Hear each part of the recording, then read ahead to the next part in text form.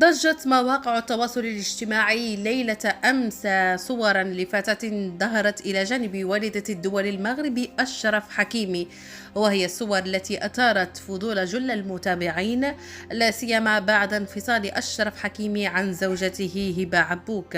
واتضح بعد ذلك أن الأمر يتعلق بفتاة مغربية تدعى سارة بلهري، تقيم بين لندن، دبي وباريس، تشتغل رفقة شركة جوجل العالمية، فضلا عن اشتغالها في مجال صناعة المحتويات الرقمية المرتبطة بعالم الموضة والأزياء. نشرت سارة بالرهدي عبر حسابها الخاص على انستغرام صورتين، الأولى رفقة والدة حكيمي ووالدة عبد الصمد الزلزولي، والثانية فقط رفقة والدة حكيمي، أرفقتها بتدوينة جاء فيها: أوقات رائعة مع خالتي سعيدة الجميلة أم اللاعب أشرف حكيمي، نعم الأم الحبوبة الطيبة الحنونة الصالحة الخلوقة الراقية والمتواضعة، القلب الكبير والابتسامة الدائمة، امرأة بألف رجل، الله يحفظها وعمر مبارك لينا كاملين.